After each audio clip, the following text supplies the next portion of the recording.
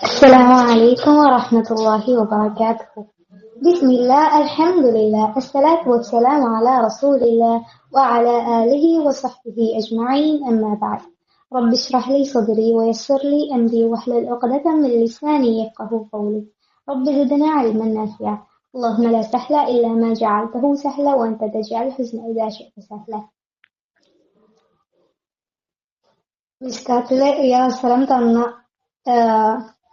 അള്ളാഹുവിനോട് ആദ്യമായിട്ട് സ്തുതി പറയാണ്. അൽഹംദുലില്ലാഹി റബ്ബിൽ ആലമീൻ. ദെൻ എനിക്ക് ഇതിനൊരു ഓപ്പർച്യൂണിറ്റി തന്ന മിസ്കാത്ത് ടീം മെമ്പേഴ്സിന് ജസാക്കുമുല്ലാഹു ഖൈറൻ കസീറ. മിസ്റ്റേക്സ് ഒക്കെ വരും, ക്ഷമിക്കുക. എന്തെങ്കിലും തെറ്റുകളൊക്കെ ഉണ്ടെങ്കിൽ എനിക്കെന്നെ പറഞ്ഞുതരാവുന്നതാണ്. ഇൻഷാല്ലാഹ്. രോഗം ഒരു പരീക്ഷണമാണ്. പരീക്ഷണം എന്ന് പറയുന്നത് ആ രോഗിക്ക് മാത്രമല്ല, ചുറ്റുള്ളവർക്കും കൂടെയാണ്. ഒരു രോഗം പിടിപെടുമ്പോൾ പലരും എനിക്ക് വന്നിരിക്കുന്നത് വലിയ രോഗമാണ് എന്നുള്ളതിലപ്പുറം എനിക്ക് ഇതിൽ നിന്ന് ഓവർകം ചെയ്യണം, എനിക്ക് എന്റെ റബ്ബ് കൂലി തരും, എന്റെ റബ്ബ് ഇതെനിക്ക് മാറ്റിത്തരും എന്നുള്ള ഒരു വിശ്വാസമാണ് അതിലുപരി നമുക്ക് വേണ്ടത്. രോഗിക്ക് കൂടുതലും ഉണ്ടാവുക നെഗറ്റീവ് ആയിട്ടുള്ള തിങ്കിങ്സും തോട്ട്സ് ആണ്. ഇപ്പം എക്സാമ്പിൾ പറയുകയാണെങ്കിൽ, നമുക്കൊരു പനി വന്നു കഴിഞ്ഞാൽ, നമുക്ക് കിടപ്പിലായി കഴിഞ്ഞാല് നമുക്കൊന്നും ചെയ്തു തരാൻ ആളില്ല, മറ്റൊരാൾക്ക് ബുദ്ധിമുട്ടാവോ എന്ന് ചിന്തിക്കുന്നതിലുപരി പടച്ചവൻ എനിക്ക് കൂലി തരാൻ വേണ്ടിയിട്ടാണ് എന്നെ ഈ ഒരു രീതിക്ക് പരീക്ഷിച്ചുകൊണ്ടിരിക്കുന്നത് എന്നുള്ളത് നമ്മൾ മനസ്സിലാക്കണം. അതും മാത്രമല്ല, നമ്മൾ പോസിറ്റീവായിട്ട് അതിനെടുക്കുക. പോസിറ്റീവായിട്ട് എടുക്കാന്ന് പറഞ്ഞു കഴിഞ്ഞാൽ എനിക്കിത് മാറും, എന്റെ പഴയ ആരോഗ്യത്തിലേക്ക് ഞാൻ തിരിച്ചു വരും, പടച്ചവനോട് ശുക്ർ ചെയ്തുകൊണ്ടിരിക്കുക. ചില ടീംസിനെ ഞാൻ കണ്ടിട്ടുണ്ട്, ചില ആൾക്കാര് രോഗം വരുമ്പോ മാത്രം പടച്ചവനോട് തേടുന്ന ടൈപ്പ്. അങ്ങനല്ല, നമ്മളുടെ ഫ്രണ്ട് അല്ലേ പടച്ചവൻ, ഇത്ര കാരുണ്യവാനാണ്. അപ്പൊ നമ്മളെന്താണ് പടച്ചവനോട് സുഖത്തിലും ദുഃഖത്തിലും എല്ലാം ഷെയർ ചെയ്തുകൊണ്ടേയിരിക്കണം, അല്ലെ? സല്ലല്ലാഹു അലൈഹി വസല്ലം പറയുന്ന, ഒരു മുസ്ലിമിനെ ഒരു മുള്ളോ അതിലപ്പുറമോ ബാധിക്കുന്നില്ല, അതുകൊണ്ട് ഒരു പദവി രേഖപ്പെടുത്തുന്നല്ലാതെ അവനിൽ നിന്ന് ഒരു കുറ്റം മായ്ക്കപ്പെടുമെന്നല്ലാതെ അള്ളാഹു എത്രയോ സ്നേഹമുള്ളവനാണ്. ഒരു മുള്ള് തറച്ചാൽ പോലും നമ്മളുടെ പാപങ്ങൾ പൊറുക്കപ്പെടുന്നതാണ് സല്ലല്ലാഹു അലൈഹി വസല്ലം നമ്മളെ പഠിപ്പിക്കുന്നത്. സുബ്ഹാനല്ലാഹ്, ഒന്ന് ആലോചിച്ച് നമ്മളെ റബ്ബ് നമ്മളോട് എത്ര സ്നേഹമുള്ളവനാണ്. ശത്രുക്കൾക്ക് പോലും നമ്മൾക്ക് തരുന്ന സെയിം റിസോഴ്സസ് ആണ് കൊടുക്കുന്നല്ലേ. നമുക്ക് ഒരുപാട് അനുഗ്രഹങ്ങൾ, നമ്മൾ എത്ര ബ്ലെസ്ഡ് ആണ്. കൈയുണ്ട്, കാലുണ്ട്, വായുണ്ട്, നമുക്ക് ചിന്തിക്കാനുള്ള ശേഷിയുണ്ട്, അല്ലെ? സുബ്ഹാനല്ലാഹ്, ഇതൊക്കെ തരുന്ന പടച്ചവനക്ക് നമ്മൾ നന്ദി കാണിക്കുന്നുണ്ട്. പടച്ചവനെ അതായത് നമ്മളൊരു പദവിയിലോട്ട് എത്തിക്കാൻ വേണ്ടിയിട്ട് പടച്ചവൻ നമുക്ക് രോഗങ്ങൾ തരും ചില സമയത്ത്. നബി സല്ലല്ലാഹു അലൈഹി വസല്ലം പറയുന്നുണ്ട്, ഒരു മനുഷ്യന് അള്ളാഹു ഒരു പദവി ഉദ്ദേശിച്ചു കഴിഞ്ഞാൽ ആ പദവിയിലേക്ക് അയാളുടെ പ്രവർത്തനങ്ങൾ കൊണ്ട് എത്തുന്നില്ലെങ്കിൽ, നമ്മൾ കൊണ്ട് പ്രവർത്തിച്ചിട്ട് അതിലേക്ക് എത്തുന്നില്ലെങ്കിൽ അള്ളാഹു അവന്റെ ശരീരത്തിലേക്ക് പരീക്ഷണങ്ങൾ വെക്കും, അല്ലെങ്കിൽ അവന്റെ സമ്പത്തിലേക്ക് പരീക്ഷണം, അതും അല്ലെങ്കിൽ മക്കളുടെ കാര്യത്തിലെങ്കിലും പരീക്ഷണങ്ങൾ വെക്കും. അപ്പോൾ അയാൾക്ക് എന്താണ്, ആ മാർഗത്തിൽ ക്ഷമിച്ചു കഴിഞ്ഞാൽ മാത്രം അള്ളാഹു ആ ഉദ്ദേശിച്ച പദവിയിൽ അദ്ദേഹത്തെ എത്തിക്കും. സുബ്ഹാനല്ലാഹ്, അൽബാനി ഉദ്ധരിക്കുന്ന ഹദീസിലെ ഒരു പാട്ടാണ് പറഞ്ഞത്. അപ്പം പറഞ്ഞ എന്താണ്, അള്ളാഹു അത്രയും കാരുണ്യവാനാണ്, അല്ലെ? ഒന്ന് ആലോചിച്ച് നോക്കിയേ. അപ്പൊ നമ്മളെ ഏറ്റവും ഉന്നതിയിലേക്ക് എത്തിക്കാനാണ് ആ ചിലപ്പോ ഒരു പനിയോ പരീക്ഷണമായിട്ട് നമുക്ക് പല കാര്യങ്ങളും വരും, അല്ലെ? അതിലൊക്കെ നമ്മൾ ക്ഷമ കൈക്കൊള്ളണം. സൂറ ബഖറയിലൂടെ അള്ളാഹു നമ്മളോട് പറയുന്നുണ്ട് 155-ാമത്തെ ആയത്തിലൂടെ, وَلَنَبْلُوَنَّكُمْ بِشَيْءٍ مِنَ الْخَوْفِ وَالْجُوعِ وَنَقْصٍ مِنَ الْأَمْوَالِ وَالْأَنْفُسِ وَالثَّمَرَاتِ وَبَشِّرِ الصَّابِرِينَ. ഭയം, വിശപ്പ്, സ്വത്ത് നാശം, ജീവനാശം, ഫലനഷ്ടം എന്നിവയിലൂടെ നാം നിങ്ങളെ പരീക്ഷിക്കുക തന്നെ ചെയ്യും. അള്ളാഹു പറയാം, പരീക്ഷിക്കുക തന്നെ ചെയ്യുന്ന കുറച്ചോന്ന് ഉറപ്പിച്ചു പറയണം. ക്ഷമിക്കുന്നവർക്കാണ് അവിടെ സന്തോഷ വാർത്ത അറിയിക്കുക, അല്ലെ? ക്ഷമിക്കുന്നവർക്ക് മാത്രമേ എല്ലായിടത്തും സന്തോഷ വാർത്ത അറിയിക്കുള്ളൂ. കഴിഞ്ഞ വർഷം ഇതേ ദിവസം, അതായത് ഡിസംബർ 20ന് എനിക്ക് മഞ്ഞപ്പിത്തം സ്ഥിരീകരിക്കുകയുണ്ടായി. എന്നിട്ട് ഞാൻ ഹോസ്പിറ്റലിൽ അഡ്മിറ്റ് ആയാണ്. എനിക്ക് സ്റ്റിൽ ഓർക്കുന്നു ഞാൻ. അപ്പം കഴിഞ്ഞ വർഷം ഞാൻ എന്റെ മൈൻഡിനെ നെഗറ്റീവ് ആക്കി വെച്ച് എനിക്കിനി മുന്നോട്ട് പോകാൻ പറ്റില്ല. അന്നും ഞാൻ നീറ്റ് ചെയ്തോണ്ടിരിക്കുകയാണ്. അപ്പം ക്ലാസ്സസ് ഒക്കെ കഴിഞ്ഞ് ലാസ്റ്റ് ആയി തുടങ്ങി, അതായത് ക്ലാസ് കഴിഞ്ഞു, ഇനി സീരീസ് എക്സാംസ് ആണ്. ആ എക്സാംസിന് നല്ലോണം പ്രിപ്പയർ ചെയ്ത് കഴിഞ്ഞാലേ നമ്മളുടെ മെയിൻ എക്സാം വർഷത്തിൽ ഒരു വട്ടേ നീറ്റ് എക്സാം വരുള്ളൂ. ആ ഒരു എക്സാമിന് അത്രത്തോളം പെർഫെക്റ്റ് ആയിട്ട് നമുക്ക് എന്താണ് പാർട്ടിസിപ്പേറ്റ് ചെയ്യാൻ പറ്റുള്ളൂ. അപ്പൊ എനിക്കെന്ന് പറഞ്ഞു കഴിഞ്ഞാല് ആ ഒരു ടൈമിലാണ് ഞാൻ അങ്ങനെ വീഴ്ന്നു പോകുന്നത്. എന്നെ ഏറ്റവും കൂടുതൽ എന്നെ ഉയർത്തി കൊണ്ടുവന്ന ഒരു ആയത്ത് ഏതാന്ന് വെച്ച് കഴിഞ്ഞാല് ചെറിയ സൂറാണ്, സൂറ ഷറഹ്. അതിലൊരു ആയത്തുണ്ട്, ഇന്ന മഅൽ ഉസ്രി യുസ്ര. സുബ്ഹാനല്ലാഹ്, എത്ര ഭംഗിയുള്ള ആയത്താണ്. ഒരു കുടിസത്തിന് ഒരു അഴക്കുണ്ടെന്നുള്ളതാണ്. ഞാൻ എപ്പോഴും സ്ട്രെസ് ചെയ്ത് ഹോസ്പിറ്റൽ കിടക്കകൾക്ക് എടുക്കുമ്പോ പോലും എന്റെ മൈൻഡ് ഫുള്ള് ഓക്കെ, എനിക്ക് എന്താണ് ഇനിയും ജീവിതമുണ്ട്, ജീവിക്കാൻ പറ്റും ഇൻഷാ അല്ലാഹ്. ഇനിയിപ്പം എനിക്ക് ഫ്യൂച്ചറിൽ ഒരു ഡോക്ടർ ആവാൻ പറ്റും. എനിക്ക് ആ അസുഖം വന്നില്ലെങ്കിൽ എനിക്ക് ചിലപ്പം കഴിഞ്ഞ വർഷം കിട്ടിപ്പോവായിരിക്കും, നീറ്റ് കിട്ടിപ്പോവായിരിക്കും. അപ്പൊ എന്താണ്, എനിക്ക് നിങ്ങളുടെ അടുത്ത് ഈ അറിവ് പകർന്നു തരാൻ പറ്റില്ലായിരിക്കും. മീൻസ് എന്റെ എക്സ്പീരിയൻസിലൂടെ നിങ്ങൾക്ക് പറഞ്ഞു തരാൻ പറ്റില്ലായിരിക്കും. അതിൽ നിന്ന് 7 ദിവസം ഞാൻ കിടന്ന് വീട്ടില് വന്ന് ഒരുപാട് ബുദ്ധിമുട്ടുകൾ ഉണ്ടായി. ബുദ്ധിമുട്ടുകൾ ഉണ്ടായി എന്ന് പറഞ്ഞു കഴിഞ്ഞാല് തലവേദന, നെഞ്ചുവേദന, വയറുവേദന, ഒരുപാട് സ്ട്രഗിൾ ചെയ്തിട്ടാണ് ആ അസുഖം ഒന്ന് മാറിക്കിട്ടുക. പക്ഷെ സ്റ്റിൽ എന്റെ മനസ്സ് പോസിറ്റീവ് ആക്കി വെച്ച് പടച്ചോന് ഉമ്മ ഒരുപാട് ഹെൽപ്പ് ചെയ്തിട്ടുണ്ട്. അതുപോലെ തന്നെ ഉമ്മ ഒരുപാട് ഹെൽപ്പ് ചെയ്തെന്ന് പറഞ്ഞു കഴിഞ്ഞാല് ഞാൻ പറഞ്ഞില്ലേ, രോഗം വരുമ്പോ രോഗിക്ക് മാത്രമല്ല പരീക്ഷണം, ചുറ്റിലുള്ളവർക്കും കൂടെയാണ് പരീക്ഷണം. അവരെ ഏത് രീതിക്ക് നോക്കുന്നു. അതുപോലെ ഇപ്പൊ നമ്മളൊരു നന്മ ചെയ്യുകയാണെങ്കിൽ അത് പറഞ്ഞു കഴിഞ്ഞാൽ അതിന്റെ കൂലി പോയി എന്നുള്ളതാണ്. നമ്മളെ ഉമ്മ ഏത് രോഗം വന്നു കഴിഞ്ഞാലും നമ്മളെ നല്ല രീതിക്ക് നോക്കും അല്ലെ. ശരിക്ക് ആ ഒരു മൊമെന്റ് ഇപ്പോഴും എന്റെ കണ്ണിലൂടെ ഉണ്ട്. കാരണം ആ ഒരു ടൈമില് എനിക്ക് പോസിറ്റീവ് തിങ്കിങ്സ് തന്നോണ്ടിരുന്നിരുന്നത് പോസിറ്റീവായിട്ട് ഇരിക്കണം, പടച്ചോൻ മാറ്റിത്തരും, പടച്ചോൻ ഇതിലൂടെ നിനക്ക് പുണ്യമാണ് ഉദ്ദേശിച്ചിട്ടുള്ളത് എന്നൊക്കെ പറഞ്ഞു തരാന് അങ്ങനെ ഒരു ഉമ്മ ഉണ്ടായോണ്ടല്ലേ അത്ര അധികം എന്നെ നോക്കിയിട്ടുണ്ട്. അള്ളാഹു അർഹമായ പ്രതിഫലം നൽകട്ടെ. അപ്പം പറഞ്ഞ എന്താ വെച്ച് കഴിഞ്ഞാല് പോസിറ്റീവ് തിങ്കിങ് ഉണ്ടാവുക. ആ ഒരു ടൈമിലും ഈ ഒരു കുടിസം കഴിഞ്ഞാൽ എനിക്കൊരു വലിയൊരു അഴക്കുണ്ട് എന്നുള്ളത് ഞാൻ എന്റെ മനസ്സിൽ വിചാരിച്ചത് എനിക്ക് മാറും, ഇതെന്റെ പാപങ്ങൾ പൊറുക്കാൻ വേണ്ടിയാണ്, മുൻകഴിഞ്ഞു പോയ പാപങ്ങൾ പൊറുക്കാൻ വേണ്ടിയാണ് എന്നുള്ളത് വിചാരിച്ച് പ്രാർത്ഥിച്ച് നമസ്കാരം കൈവിടാതെ നിന്നുകൊണ്ടാണ് രോഗികൾക്ക് നമസ്കാരത്തിന്റെ കാര്യത്തിൽ പടച്ചോൻ ഇളവ് നൽകിയിട്ടുണ്ട്. അബോധാവസ്ഥയിലല്ലെങ്കിൽ നമസ്കാരം ഏതൊരാൾക്കും നിർബന്ധമാണ് അല്ലെ. രോഗികൾക്കും യാത്രക്കാർക്കുമാണ് നമസ്കാരത്തിൽ ഇളവ് നൽകിയിട്ടുള്ളത്. നിന്ന് നമസ്കരിക്കാൻ പറ്റാത്തവർക്ക് ഇരുന്ന് നമസ്കരിക്കുക, നമസ്കരിക്കാൻ പറ്റാത്തവർക്ക് കിടന്ന് നമസ്കരിക്കുക, കിടന്നും നമസ്കരിക്കാൻ പറ്റാത്തവർക്ക് മനസ്സിൽ വിചാരിച്ചിട്ടെങ്കിലും നമസ്കരിക്കാനാണ് പറയുന്നത്. സുബ്ഹാനല്ലാഹ്. ആ ഒരു ഘട്ടത്തിൽ പോലും നമ്മളുടെ നിർബന്ധമാക്കപ്പെട്ട കർമ്മമായ നമസ്കാരം ഒഴിവാക്കരുത് കൂടെ ഓർമ്മപ്പെടുത്തുകയാണ്. ആ ഒരു ടൈമില് ഞാൻ ആദ്യമായിട്ട് കിടന്നുകൊണ്ട് വരെ നമസ്കരിച്ച ഒരു ടൈം ഉണ്ടായി. സുബ്ഹാനല്ലാഹ്. ആ ഒരു ടൈമിൽ പോലും നമ്മളെ പലരും കല്യാണം, അങ്ങനെ പല കാര്യങ്ങൾ, ഷോപ്പിംഗ്, കല്യാണം, ഫ്രണ്ട്സിന്റെ കൂടെ കൂടൽ, സ്കൂളിൽ പോകുന്നു എന്നൊക്കെ പറഞ്ഞിട്ട് നമസ്കാരം ഒഴിവാക്കുന്നത് കണ്ടിട്ടുണ്ട്.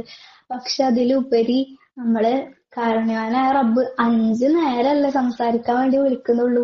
ആ ഒരു 5 നേരം രോഗിയാണെങ്കിലും അല്ലാത്തതാണെങ്കിലും നമ്മള് നമസ്കരിക്കുക, പടച്ചോനോട് തേടുക, പടച്ചോനായിട്ട് സംസാരിക്കാൻ സമയം കണ്ടെത്തുക എന്നുള്ളതിലാണ് ഏറ്റവും വലിയ കാര്യം ഇരിക്കുന്നത്. അടുത്തത്, രോഗങ്ങള് നമ്മളെ സ്വർഗപ്രവേശനത്തിന് കാരണമാകുന്നാണ് പറയുന്നത്. അത്വാഇർ റളിയല്ലാഹു അൻഹുവിൽ നിന്ന് നിവേദനം. ഒരിക്കല് ഇബ്നു അബ്ബാസ് റളിയല്ലാഹു അൻഹു ചോദിക്കുകയുണ്ടായി, സ്വർഗാവകാശിയായ ഒരു സ്ത്രീയെ താങ്കൾക്ക് കാണിച്ചു തരട്ടെയോ എന്ന് പറഞ്ഞിട്ട്. അപ്പൊ അത്വാഇർ റളിയല്ലാഹു അൻഹു പറഞ്ഞ് കാണിച്ചു തരാൻ പറഞ്ഞു.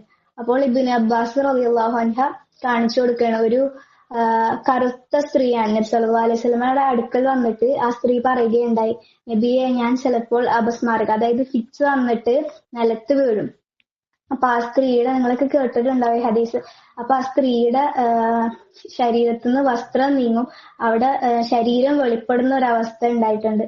അപ്പം ആ ഒരു ടൈമില് അതിനുവേണ്ടി, അതായത് ഔറത്ത് വെളിപ്പെടാണ്ടിരിക്കാൻ വേണ്ടി പ്രാർത്ഥിച്ചാൽ, അതല്ലെങ്കിൽ ഫിക്സ് മാറാൻ വേണ്ടി പ്രാർത്ഥിക്കാൻ പറയുകയാണ്. നബി സല്ലല്ലാഹു അലൈഹി വസല്ലം പറഞ്ഞു കൊടുക്കുകയാണ്, ക്ഷമിക്കുക, ക്ഷമ കൈക്കൊള്ളുന്ന പക്ഷം സ്വർഗം കരസ്ഥമാക്കാം. നിനക്ക് വേണമെങ്കിൽ നിന്റെ രോഗശമനത്തിനായി ഞാൻ അള്ളാഹുവിനോട് പ്രാർത്ഥിക്കുകയും ചെയ്യാം. അപ്പം ആ സ്ത്രീ പറഞ്ഞ മറുപടി എന്താണെന്ന് വെച്ച് കഴിഞ്ഞാല്, ക്ഷമ കൈക്കൊള്ളാം, അബോധാവസ്ഥയിലാകുമ്പോൾ നഗ്നത വെളിവാകാതിരിക്കാൻ വേണ്ടിയിട്ട് ഒന്ന് പ്രാർത്ഥിച്ചാൽ മതി എന്നാണ് നബി സല്ലല്ലാഹു അലൈഹി വസല്ലമയോട് പറഞ്ഞത്. അപ്പോൾ നബി സല്ലല്ലാഹു അലൈഹി വസല്ലം അവൾക്ക് വേണ്ടി പ്രാർത്ഥിച്ചു എന്നാണ് പറയുന്നത്. സുബ്ഹാനല്ലാഹ്, ഒന്ന് ആലോചിച്ച് നോക്കിയേ. അപ്പൊ അത്രയും സ്മാരകം എന്ന് പറയുന്നത് പല ടൈപ്പിലുണ്ട് അല്ലെ. ഒന്ന് ആലോചിച്ച് നോക്കിയേ, നമുക്ക് ആർക്കും അത് ഇല്ല. ഉള്ളവരുണ്ടാവാം, ഉള്ളവർ ക്ഷമ കൈക്കൊള്ളുന്നുണ്ടെങ്കിൽ പടച്ചോന്റെ ഒക്കെ എത്ര പ്രതിഫലമാണ്. സുബ്ഹാനല്ലാഹ്. പിന്നെ അതുപോലെ ഈ ചുറ്റുള്ളവർക്കും പരീക്ഷണമാണ്. ഒരാള് രോഗിയായി കഴിഞ്ഞാൽ ചുറ്റുമുള്ളവർക്കും, ആ രോഗിക്ക് മാത്രമല്ല ചുറ്റുള്ളവർക്കും പരീക്ഷണമാണെന്ന് പറഞ്ഞതെന്ന് വെച്ച് കഴിഞ്ഞാല് രോഗിയെ സന്ദർശിക്കുന്നതിൽ ഒരുപാട് നേട്ടങ്ങളുണ്ട്. ആ പുണ്യങ്ങളൂടെ നമുക്ക് കിട്ടിയാൽ എങ്ങനെ ഇരിക്കും. സുബ്ഹാനല്ലാഹ്. ഒരു വിശ്വാസിക്ക് മറ്റൊരു വിശ്വാസിയുടെ മേലുള്ള ബാധ്യതയായി നബി സല്ലല്ലാഹു അലൈഹി വസല്ലം എണ്ണി പഠിപ്പിച്ച കാര്യങ്ങളിൽ രണ്ടാമത്തതാണ് രോഗിയെ സന്ദർശിക്കുക എന്നത്. ഈ പറഞ്ഞ സന്ദർഭത്തിൽ നമ്മൾ ഒരുപാട് കാര്യങ്ങൾ ഓർക്കേണ്ടതുണ്ട്. സൗബാനി റളിയല്ലാഹു അൻഹുവിൽ നിന്ന് നിവേദനം, നബി സല്ലല്ലാഹു അലൈഹി വസല്ലം പറഞ്ഞിട്ടുണ്ട്, വല്ലവനും ഒരു രോഗിയെ സന്ദർശിച്ചാൽ താൻ മടങ്ങി വരുന്നതുവരെ അയാൾ സ്വർഗീയ പഴങ്ങളിലും തോട്ടങ്ങളിലുമായിരുന്നു. ഒന്ന് ആലോചിച്ച് നോക്കിയാ, നമ്മളൊക്കെ സ്വർഗത്തിൽ പോണ കഥ. അപ്പൊ ഈ രോഗിനെ സന്ദർശിച്ച് ആള് വീട്ടിൽ എത്തുന്നത് വരെ സ്വർഗീയ പഴങ്ങളിലും തോട്ടങ്ങളിലും ആകുന്നു. സുബ്ഹാനല്ലാഹ്. നമുക്കൊക്കെ കിട്ടണമെങ്കിൽ നമ്മൾ രോഗസന്ദർശനം നടത്തണം. പലരും രോഗസന്ദർശനം നടത്തുന്നത് എങ്ങനെയാന്ന് വെച്ച് കഴിഞ്ഞാല്, ഞാൻ രോഗിയായപ്പോ അയാള് വന്നിട്ടുണ്ട്, ഇനി ആള് രോഗിയാകുമ്പോ ഞാൻ പോകണ്ടേ, ആ ഒരു കടമന്റെ പേരിലാണ് പോകുന്നതെന്നുണ്ടെങ്കിൽ നമുക്കത് എന്താണ്, ആ ഒരു പ്രതിഫലം കിട്ടൂല എന്നുള്ളതാണ്. നമ്മള് പല കാര്യങ്ങളും കഷ്ടപ്പെട്ട് ചെയ്യലുണ്ട് അല്ലെ. അയ്യോ എന്റെ അടുത്ത് കോള് വന്ന്, അത് കാരണം ഞാൻ അവളുടെ അടുത്തേക്ക് പോകണം, എന്റെ കല്യാണത്തിന് ഓള് ഇങ്ങോട്ട് ഗിഫ്റ്റ് ആയിട്ട് ഇന്ന സാധനം കൊണ്ടുവന്ന്, അത് കാരണം ഞാൻ അവളുടെ കല്യാണത്തിന് ഇന്ന സാധനം ഗിഫ്റ്റ് ആയിട്ട് കൊടുക്കാം. അങ്ങനല്ല, അതിലുപരി അയാളോടുള്ള സ്നേഹം, സൗഹാർദ്ദത്തിന്റെ പേരിലും നമ്മൾ എന്തെങ്കിലും ചെയ്യുകയാണെങ്കിൽ, ഈ എന്ത് കാര്യം ചെയ്യുമ്പോഴും നെയ്യത്ത് ഫസ്റ്റ് ഉണ്ടാവുക എന്നുള്ളതാണ്. രോഗീനെ പരിചരിക്കുമ്പോഴായാലും രോഗിയെ സന്ദർശിക്കുന്ന ടൈമിലായാലും നെയ്യത്ത് ഉണ്ടാവുക എന്നുള്ള, ഇന്നമല്ല അമാല് പിന്നെയാത്ത്, നെയ്യത്തിനനുസരിച്ചല്ല നമുക്ക് അള്ളാഹു പ്രതിഫലം തരുന്നത്. അപ്പൊ നമ്മൾ അതിനനുസരിച്ച് നെയ്യത്ത് നന്നാക്കാൻ വേണ്ടി ശ്രദ്ധിക്കണം. അലി റളിയല്ലാഹു അൻഹു പറഞ്ഞു, നബി സല്ലല്ലാഹു അലൈഹി വസല്ലം പറയുന്നതായി ഞാൻ കേട്ടിട്ടുണ്ട്, ഒരു മുസ്ലിം മറ്റൊരു മുസ്ലിമിനെ പ്രഭാത സമയത്ത് രോഗസന്ദർശനം നടത്തുന്നുണ്ടെങ്കിൽ വൈകുന്നേരം വരെ മലക്കുകൾ അവന് വേണ്ടി കാരുണ്യത്തിനായി പ്രാർത്ഥിച്ചുകൊണ്ടിരിക്കുന്നതാണ്. വൈകുന്നേരത്താണ് അയാൾ രോഗിയെ സന്ദർശിക്കുന്നതെന്നുണ്ടെങ്കിൽ 70,000 മലക്കുകൾ പ്രഭാതം വരെ അവന്റെ കാരുണ്യത്തിനായി പ്രാർത്ഥിക്കുന്നതാണ്.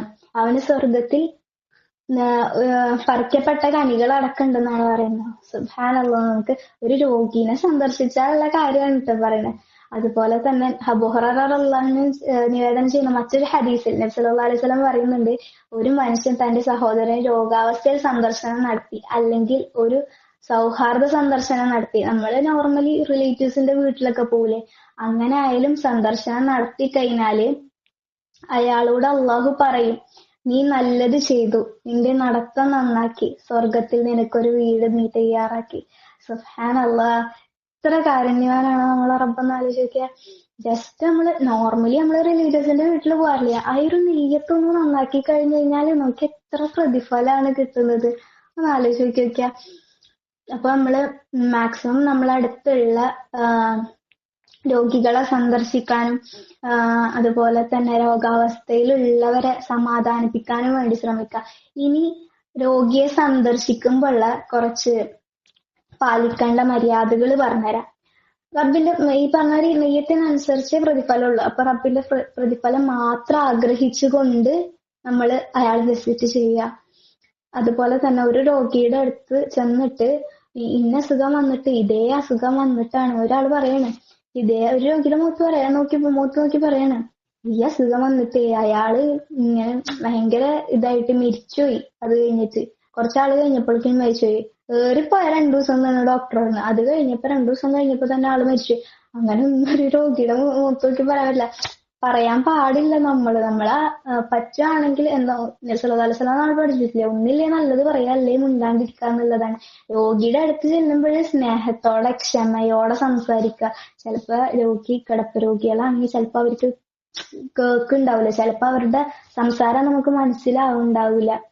അപ്പം നമ്മള് ക്ഷമയോടെ സ്നേഹത്തോടെ പെരുമാറിയാൽ മാത്രമേ നമുക്ക് പ്രതിഫലം കിട്ടുള്ളൂ. മനസ്സിലായില്ലേ? പിന്നെ അതുപോലെ അവർക്ക് പോസിറ്റീവ് ആയിട്ടുള്ള കാര്യങ്ങൾ പറഞ്ഞു കൊടുക്കുക. അള്ളാഹുവിനെ കുറിച്ചും പരലോകത്തെ കുറിച്ചൊക്കെ നമ്മളെ ഓർമ്മിപ്പിക്കുക. അള്ളാഹു കാരുണ്യവാനാണ്, അള്ളാഹുവിന്റെ നന്മ താങ്കൾക്ക് ഉണ്ടാവും, അതുപോലെ തന്നെ പുണ്യം നൽകാൻ വേണ്ടിയിട്ടാണ് റബ്ബ് ഇങ്ങനെ വരുത്തിയേക്കുന്നത്. അങ്ങനെ പറഞ്ഞ് സമാധാനിപ്പിക്കുക, അള്ളാഹുവിലൊരു പ്രതീക്ഷ കൊടുക്കുക, ഈ രോഗം മാറുമെന്ന് ആശ്വസിപ്പിക്കുക. രോഗിക്ക് വേണ്ടിയിട്ട് പ്രാർത്ഥിക്കാൻ വേണ്ടിയിട്ട് നബി സല്ലല്ലാഹു അലൈഹി വസല്ലം പഠിപ്പിച്ച ഒരു പ്രാർത്ഥന ഉണ്ട്. അത് ഞാൻ പറഞ്ഞുതരാം. അല്ലാഹുമ്മ റബ്ബന്നാസ ഇശ്ഫി അൻത ശാഫി ലാ ശിഫാഅക ഇല്ലാ ശിഫാഅക ശിഫാഅൻ ലാ യുഗാദിറു സഖമ. ജനങ്ങളുടെ രക്ഷിതാവായ അല്ലാഹുവേ, ഉപദ്രവം നീ നീക്കണമേ, നീ രോഗശമനം പ്രദാനം ചെയ്യണമേ. നീയാകുന്നു രോഗശമനം നൽകുന്നവൻ. നിന്റെ രോഗശമനമല്ലാതെ യാതൊരു രോഗശമനവും ഇല്ല. ഒരു രോഗവും ഉപേക്ഷിക്കാത്ത ശമനം പ്രദാനം ചെയ്യണമേ. മാറാരോഗങ്ങൾ കൊണ്ട് ഒരുപാട് പേര് കഷ്ടപ്പെടുന്നുണ്ട്. സല്ലല്ലാഹു അലൈഹി വസല്ലം പറഞ്ഞിട്ടുണ്ട്, രോഗം വന്നു കഴിഞ്ഞാല് അത് ചികിത്സിക്കണം, അതുപോലെ തന്നെ ക്ഷമ കൈക്കൊള്ളണം, സബർ കൈക്കൊള്ളണം. അയ്യൂബ് നബി അലൈഹിസ്സലാമിന്റെ ചരിത്രം നോക്കിയൊക്കെ, അയ്യൂബ് നബി അലൈഹിസ്സലാമിന് പരീക്ഷിക്കപ്പെട്ടത് രോഗം കൊണ്ടല്ലേ? ഒരു മാറാരോഗം പിടിപെട്ടുകൊണ്ട് എല്ലാവരും ഉപേക്ഷിക്കുകയുണ്ടായി. അദ്ദേഹത്തിന്റെ ധനം നഷ്ടപ്പെട്ട്, എല്ലാം നഷ്ടപ്പെട്ട്.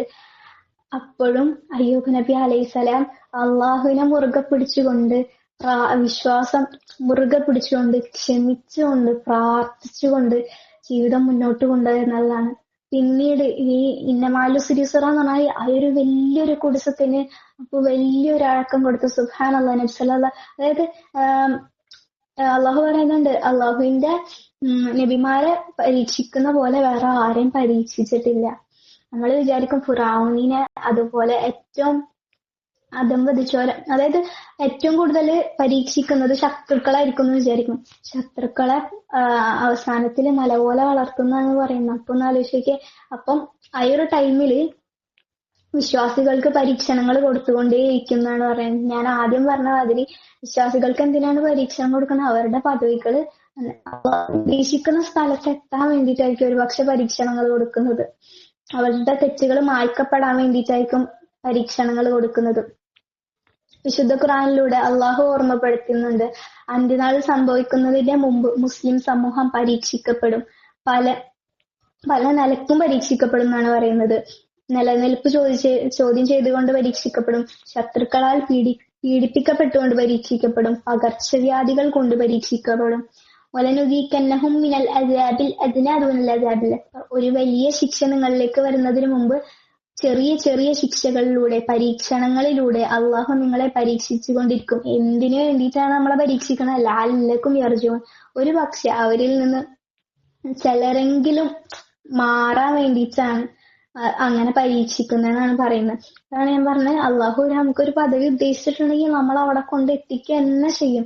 സുബ്ഹാനല്ലാഹ്. ഒന്ന് ആലോചിക്കുക, നമ്മളെ വിധിയൊക്കെ മുമ്പേ എഴുതപ്പെട്ടിരിക്കുന്നു അല്ലെ?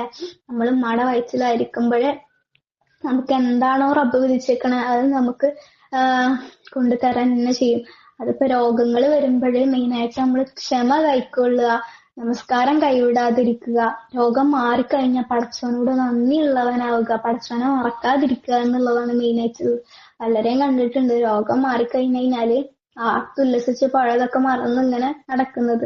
അങ്ങനെ ഒരിക്കലും ആവരുത്. രോഗം നമുക്ക് പരീക്ഷണമാണെങ്കിൽ ആ പരീക്ഷണത്തിൽ ക്ഷമ കൈക്കൊള്ളുക മാത്രമല്ല, അതിൽ നിന്നൊരു പാഠം മനസ്സിലാക്കുക. എന്റെ തെറ്റ് കൊണ്ടായിരിക്കും, ചിലപ്പോ എന്തെങ്കിലും ഒരു തെറ്റ് മായ്ക്കപ്പെടാനായിരിക്കുമല്ലോ ഈ രോഗം തന്നത്, അല്ലെങ്കിൽ എന്റെ പദവി ഉയർത്താൻ വേണ്ടിയിട്ടായിരിക്കുമല്ലേ. എന്തുകൊണ്ടാണ് എനിക്ക് ഈ രോഗം വന്നതെന്ന് നമ്മൾ ഉള്ളിനോട് തന്നെ ചോദിച്ചു നോക്കാം, നമ്മളെ സ്വന്തത്തോടെ തന്നെ ചോദിച്ചു നമ്മളുടെ തെറ്റുകൾ മനസ്സിലാക്കി നമ്മൾ തന്നെ തിരുത്തുക. ഒരു സ്റ്റോറി ഞാൻ കേട്ടിട്ടുണ്ട്. സ്റ്റോറി അല്ല, സഹാബികള് നബി സല്ലല്ലാഹു അലൈഹി വസല്ലം പറഞ്ഞു, നബി സല്ലല്ലാഹു അലൈഹി വസല്ലം സദസ്സില് സഹാബികൾ എങ്ങനെ ഇരിക്കണം. നബി സല്ലല്ലാഹു അലൈഹി വസല്ലം പറഞ്ഞു, ഇപ്പൊ കടന്നു വരുന്ന ആള് സ്വർഗത്തിൽ പ്രവേശിക്കും എന്ന് പറഞ്ഞു.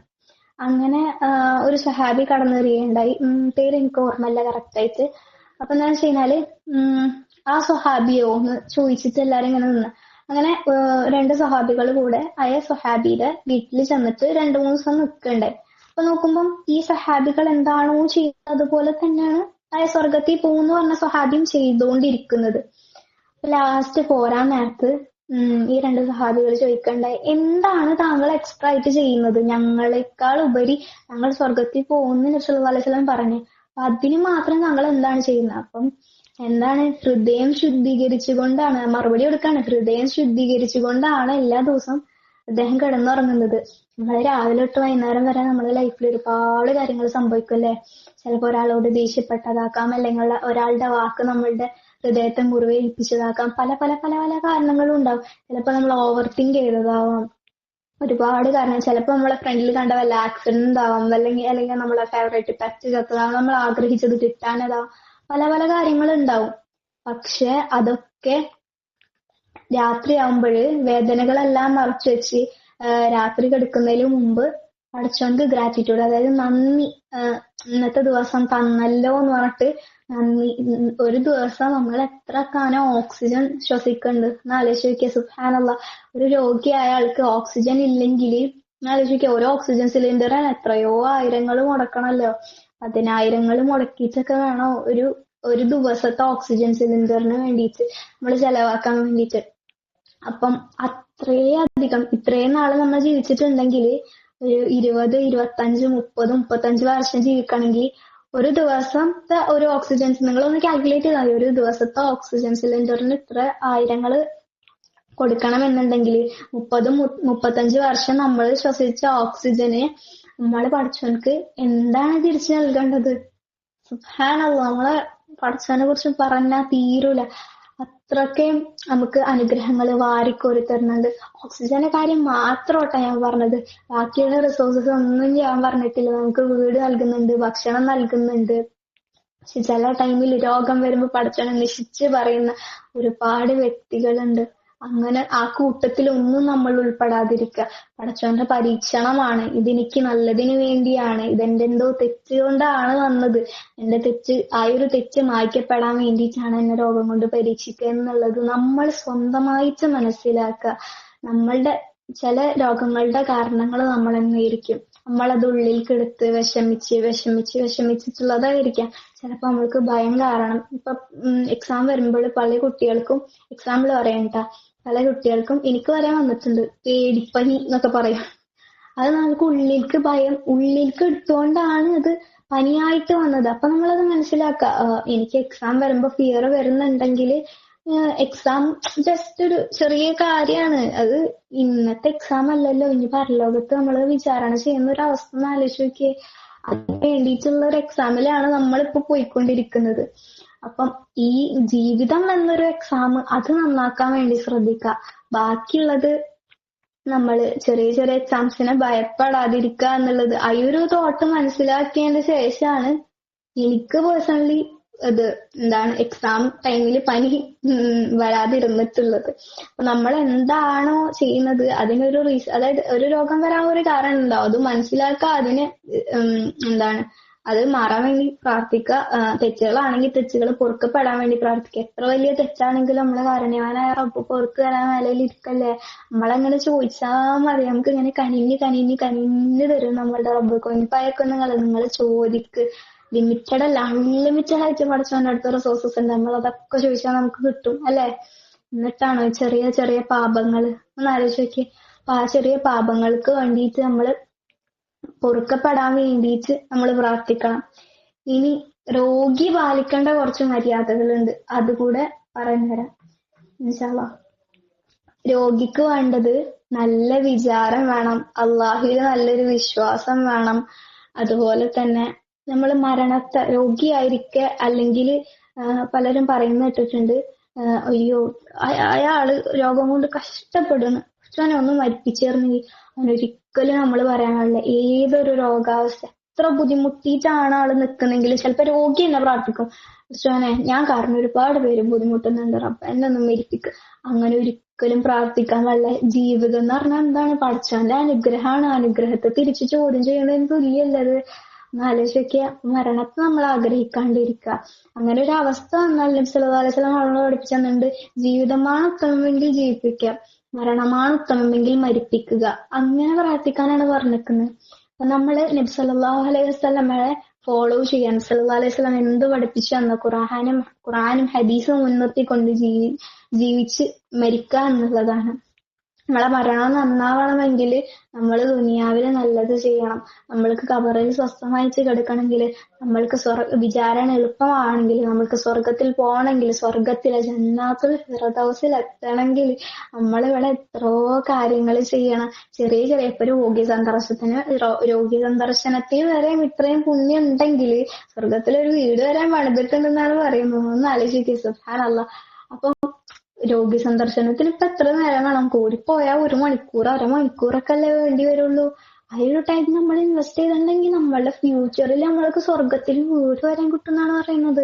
നമ്മളെ നടത്താൻ നന്നാക്കി എന്നാണ് പറയുന്നത്. സുബ്ഹാനല്ലാഹ്. നമ്മള് ജസ്റ്റ് നെയ്യത്ത് വെച്ചാൽ പോലും നമുക്ക് പുണ്യം കിട്ടുന്നതാണ്. പള്ളിയിൽ പോകുമ്പോ മുഴുവൻ എടുത്ത് നെയ്യത്ത് വെച്ചിട്ട് ഇറങ്ങിക്കഴിഞ്ഞാൽ ആ പള്ളി എത്തുന്ന വരെ ആ ഒരു കാലടികൾ വരെയും പാപം പൊറുക്കപ്പെടും, നമുക്ക് നന്മ രേഖപ്പെടുത്തുന്നാണ് പറയുന്നത്. സുബ്ഹാനല്ലാഹ്. അപ്പം ഓരോരോ ചെറിയ ചെറിയ കാര്യങ്ങൾക്ക് വരെയും റബ്ബ് നമുക്ക് പുണ്യങ്ങൾ ഒരുക്കി വെച്ചിട്ടുണ്ട്. പിന്നെ രോഗി മറ്റുള്ളവരോട് എന്തെങ്കിലും ബാധ്യത ഉണ്ടെങ്കിൽ, അതായത് ഇപ്പം രോഗിയായിരിക്കെ മറ്റൊരാൾക്ക് എന്തെങ്കിലും കൊടുക്കാനുണ്ട്, പൈസ കടങ്ങൾ എന്തെങ്കിലും ഉണ്ടെങ്കിൽ അത് വേഗം തീർക്കുക എന്നുള്ളതാണ്. പിന്നെ അതുപോലെ അനന്തരാവകാശ സ്വത്തില് അവകാശമില്ലാത്തവർക്ക് കൊടുക്കാൻ വേണ്ടി ഉദ്ദേശിക്കുന്നുണ്ടെങ്കിൽ നമ്മൾ വസിയത്ത് ചെയ്ത് വെക്കാം. പിന്നെ അതുപോലെ മെയിനായിട്ട് നമ്മള് മരിച്ചു കഴിഞ്ഞാലുള്ള ഒരുപാട് ആചാരങ്ങൾ ഉണ്ടല്ലോ ഇന്നത്തെ കാലത്ത്. ശരിക്കും എന്താണ്, മരിച്ചു കഴിഞ്ഞു കഴിഞ്ഞാല് അവരുടെ കൂടെ, ഈ മയ്യത്തിന്റെ കൂടെ പോകുന്ന അവരുടെ സ്വാലിഹായ അമലുകളും ജാരിയായ സ്വതക്കകളുമാണ്. അതിലുപരി പ്രാർത്ഥനകൾ ചെല്ലും, സ്വാലിഹായ മക്കളുടെ പ്രാർത്ഥനകൾ ചെല്ലും. നമുക്ക് ആൾക്ക് വേണ്ടി പ്രാർത്ഥിക്കാം, പക്ഷെ ആൾക്ക് വേണ്ടി ദിക്ർ ചൊല്ലിയിട്ടോ കുറെ ഖുർആൻ ഓതിയിട്ടോ കാര്യമില്ല, അല്ലെ? ആൾക്ക് ചെല്ലൂല. അപ്പൊ നമ്മളെന്താണ്, അങ്ങനെ ഒന്നും നമുക്ക് നടത്തണ്ട. നമുക്ക് നല്ല രീതിക്ക് മരിച്ച് പോകണമെങ്കിൽ നമ്മൾ ആദ്യമേ മരണാനന്തര ആചാരങ്ങളുമായി ബന്ധപ്പെട്ട് കുടുംബക്കാരോട് അല്ലെങ്കിൽ മാതാപിതാക്കളോട് ആരെങ്കിലോടൊക്കെ പറഞ്ഞു വെക്കുക. നമ്മൾ മരിച്ചാല് അനാചാരം നടത്തുമെന്ന് തോന്നുന്നുണ്ടെങ്കിൽ നമ്മളത് ഒന്നില്ലെങ്കിൽ എഴുതി വെക്കുക, അല്ലെങ്കിൽ പറഞ്ഞു വെക്കുക. എന്താണ്, ദിക്ർ സലാത്ത് 7:40 അങ്ങനെ കുറെ പരിപാടീസ് ഉണ്ട്. അപ്പം അതൊന്നും നടത്താൻ നമുക്ക് താല്പര്യമില്ലെങ്കിൽ നമ്മൾ അത് പറഞ്ഞു വെക്കണം. തീർച്ചയായും നമ്മളത് പറഞ്ഞു വെക്കണം. നമ്മളെ വസിയത്ത് പ്രകാരമേ നമ്മളെ മരണാനന്തര ആചാരങ്ങള് നടക്കുള്ളൂ, അല്ലേ? അതൊക്കെ തെറ്റാണെന്ന് നമ്മള് നബി സല്ലല്ലാഹു അലൈഹി വസല്ലം നാളെ പഠിപ്പിച്ചു തന്നിട്ടുണ്ട്. എന്താണ്, മരിച്ചു കഴിഞ്ഞാൽ ആൾക്ക് കിട്ടുമെങ്കിൽ നബി സല്ലല്ലാഹു അലൈഹി വസല്ലം അദ്ദേഹത്തിന്റെ ഉമ്മാക്കും ഉപ്പാക്കൊക്കെ വേണ്ടി ചെയ്യാറുന്നില്ല, എടുക്കറില്ലായിരുന്നു. എത്രയൊക്കെ ഖുർആൻ ഓതി തീർക്കുമായിരുന്നു, അല്ലെ? ഹത്തപ്പുറ എത്തി ഖുർആൻ ഓതി തീർക്കുന്ന ആലോചിച്ച് നോക്കിയേ. അള്ളാഹു ശിർക്കുകളിൽ നിന്നും തെറ്റുകളിൽ നിന്നൊക്കെ നമ്മളെ കാത്തുരക്ഷിക്കുമാറാകട്ടെ. നമ്മള് രോഗങ്ങളിൽ നിന്നും കാവല് തേടണം. രോഗിയായി കഴിഞ്ഞാല് ചികിത്സിക്കുകയും വേണം. അതുപോലെ തന്നെ രോഗിയാവാതിരിക്കാൻ വേണ്ടിയിട്ട് നമ്മൾ ഒഴിവ് സമയങ്ങള് ആരോഗ്യം നല്ല രീതിയിൽ നമ്മൾ വിനിയോഗിക്കണം. അപ്പൊ രോഗങ്ങളിൽ നിന്ന് നമ്മൾ കാവല് തേടണം. നബി സല്ലല്ലാഹു അലൈഹി വസല്ലം ഇങ്ങനെ പ്രാർത്ഥിക്കുകയുണ്ടായി, അല്ലാഹുമ്മ ഇന്നി അസ്അലുക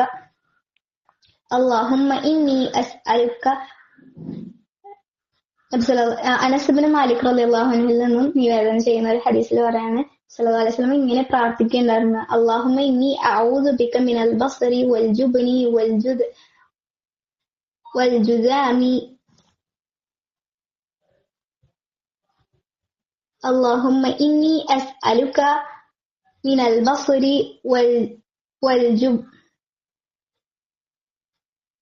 നബി സല്ലല്ലാഹു അലൈഹി വസല്ലം ഇങ്ങനെ പ്രാർത്ഥിക്കാറുണ്ടായിരുന്നു, അല്ലാഹുമ്മ ഇന്നി അസ്അലുക, അല്ലാഹുവേ വെള്ളപ്പാണ്ട്, അല്ലാഹുമ്മ ഇന്നി അസ്അലുക, അല്ലാഹുമ്മ ഇന്നി അഊദു ബിക, അല്ലാഹുവേ നീ ഞങ്ങളെ കാത്തുരക്ഷിക്കണം, മിനൽ ബസ്രി വൽ ജുനൂനി വൽ ജുദാമി വമിൻ സയ്യിൽ അസ്ഖാം. അള്ളാഹുവെ വെള്ളപ്പാണ്ട്, അത് മെയിനായിട്ടുള്ള ചോദിക്കണം എന്താണ്, വെള്ളപ്പാണ്ട്, കുഷ്ഠരോഗം, ഭ്രാന്ത്, മറ്റ് മോശമായ രോഗങ്ങളിൽ നിന്ന് എല്ലാം അഭയം തേടുന്നു. പടച്ചവനോട് നമ്മൾ എപ്പോഴും നമ്മൾ ദുആ ചെയ്യണം.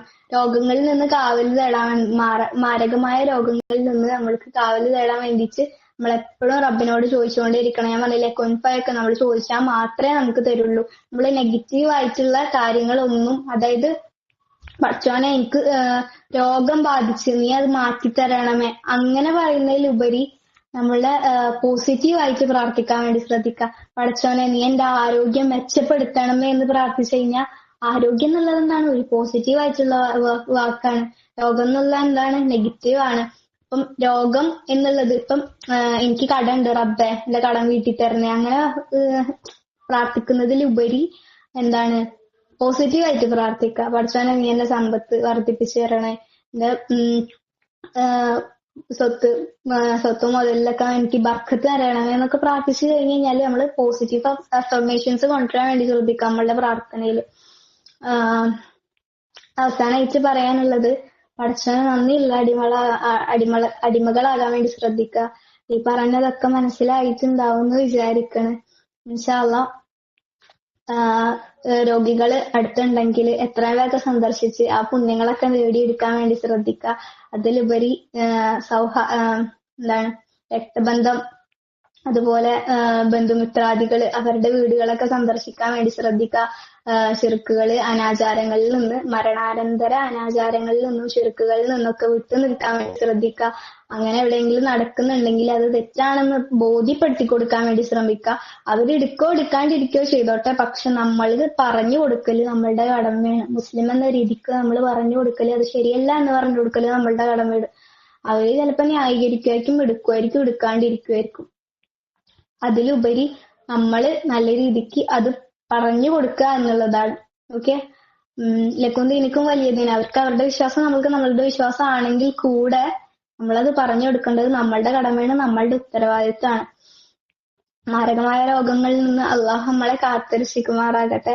ഒരുപാട് രോഗങ്ങൾ കൊണ്ട് ക്യാൻസർ മൂലം ഒരുപാട് പേര് കഷ്ടപ്പെടുന്നുണ്ട്. മാരകമായ രോഗങ്ങൾ കൊണ്ട് ഒരുപാട് പേര് കഷ്ടപ്പെടുന്നുണ്ട്. അവർക്കൊക്കെ നീ സമാധാനം നൽകണമേ റബ്ബേ. നമ്മൾ വിട്ടുപിരിഞ്ഞു പോയ നമ്മളുടെ മാതാപിതാക്കൾ പൂർവികന്മാർക്കൊക്കെ അള്ളാഹു ഖബർ വിശാലമാക്കി കൊടുക്കട്ടെ, അനുഗ്രഹിക്കുമാറാകട്ടെ, അവരുടെ പാപങ്ങളൊക്കെ പുറത്തു നൽകുമാറാകട്ടെ. ربنا تقبل منا إنك أنت السميع العليم وتب علينا إنك أنت التواب الرحيم. اللهم رب جبريل وميكال ورب إسرافيل أعوذ بك من حر النار ومن عذاب القبر. ربنا لا تزغ قلوبنا بعد إذ هديتنا وهب لنا من لدنك رحمة إنك أنت الوهاب. ربنا تقبل منا إنك أنت السميع العليم وتب علينا إنك أنت التواب الرحيم. ربنا افرغ علينا صبرا وتوفنا من المسلمين. رب اغفر لي ولوالدي ولمن دخل بيتي مؤمنا وللمؤمنين والمؤمنات. اللهم يا مقلب القلوب ثبت قلبي على دينك. اللهم أجرنا من النار، اللهم أجرنا من النار، اللهم أجرنا من النار. آمين آمين برحمتك يا أرحم الراحمين. وآخر دعوانا أن الحمد لله رب العالمين. السلام عليكم ورحمة الله.